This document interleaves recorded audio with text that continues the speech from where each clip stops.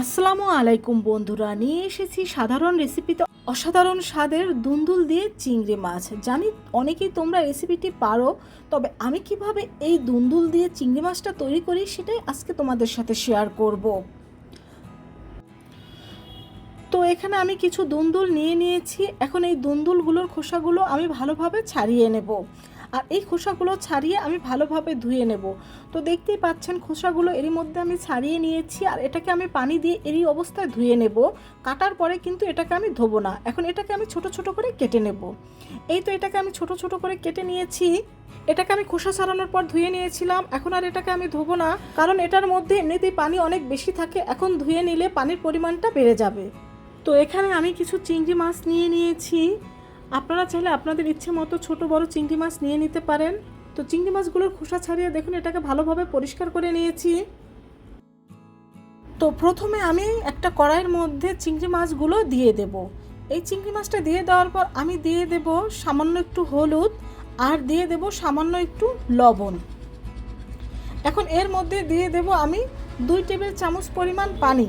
তো এখন এই চিংড়ি মাছটা এই হলুদ লবণ পানি দিয়ে আমি কিছুক্ষণ রান্না করে নেব। আর এইভাবে যদি চিংড়ি মাছটা আপনারা দুন্দুলে দেওয়ার আগে রান্না করে নেন, এর গন্ধটা কিন্তু অনেক বেশি ভালো আসে, আর এটা খেতেও কিন্তু অনেক ভালো লাগে। তো আমাদের জাল করা হয়ে গেলে এখন এই চিংড়ি মাছটাকে আমি নামিয়ে নেব।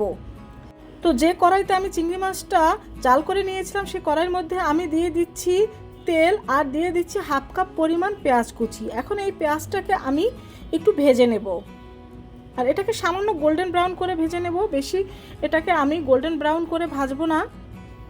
তো আমাদের পেঁয়াজটা ভাজা হয়ে গিয়েছে। এখন এর মধ্যে আমি দিয়ে দেব কিছুটা পানি।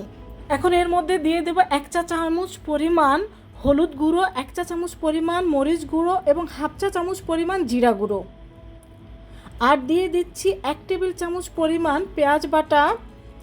এখানে আমরা যেহেতু আগে পেঁয়াজ কুচিটা ব্যবহার করেছি, তাই এখানে পেঁয়াজ বাটাটা অল্প করে ব্যবহার করলাম। আর দিয়ে দিচ্ছি সামান্য 1 চিমটির মতো রসুন বাটা। আর এই 1 চিমটি রসুন বাটা কিন্তু আমি মেজারমেন্ট কাপের যে 1 চিমটি পরিমাণ কাপটা থাকে সেটা অনুযায়ী দিয়ে দিয়েছি। তো এরই মধ্যে আমি মশলাটাকে কিন্তু ভালোভাবে কষিয়ে নিয়েছি। আর এই দুন্দুলে কিন্তু মশলার পরিমাণ একটু কম দিতে হয়। এখন মশলার মধ্যে দুন্দুলটা দিয়ে দিচ্ছি স্বাদ মতো লবণ। এখন এটাকে এই মশলার মধ্যে আমি ভালোভাবে কষিয়ে নেব।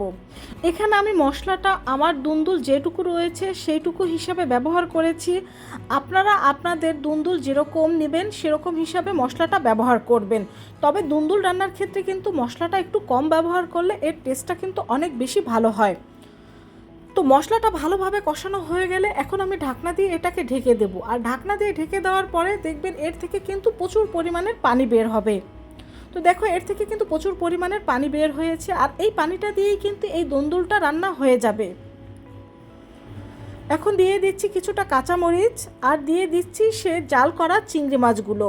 আর দুন্দুল থেকে পানিটা বের হওয়ার পরে কিন্তু দুন্দুলটা আর ঢেকে দেওয়ার কোনো প্রয়োজন নেই। এখন যদি আপনি দুন্দুলটাকে ঢেকে দেন তাহলে কিন্তু এর সবুজ কালারটা নষ্ট হয়ে যাবে। তো চিংড়ি মাছটা আর মরিচটা এর সাথে আমি মিশিয়ে দিচ্ছি, আর এটাকে আমি আরও কিছুক্ষণ রান্না করে নেব। তো এখন কিন্তু প্রায় আমাদের দুন্দুলটা হয়ে গিয়েছে। এখন আমি এটাকে নামিয়ে নেব। আর আপনারা দুন্দুলে কীরকম ঝোল রাখতে চান সেই হিসাবে এটাকে নামিয়ে নেবেন। তো এখন আমি তোমাদের একটা সার্ভিং বলে এটাকে সার্ভ করে দেখিয়ে দিচ্ছি। এই দুন্দুল চিংড়ির রেসিপিটা সাধারণ হলেও কিন্তু এর স্বাদ কিন্তু অসাধারণ। এই রেসিপিটা ফলো করে বাসায় একবার তৈরি করে দেখবেন সবাই এই দুন্দুল চিংড়িটা পছন্দ করবে। তো তৈরি হয়ে গেল আমাদের দুন্দুল চিংড়ি। এটা দেখতে কিন্তু অনেক লোভনীয় হয়েছে। বন্ধুরা, তোমাদের রেসিপিটি ভালো লেগে থাকলে অবশ্যই কমেন্ট করে জানাবে। সবাই ভালো থেকো, সুস্থ থেকো। আল্লাহ হাফেজ।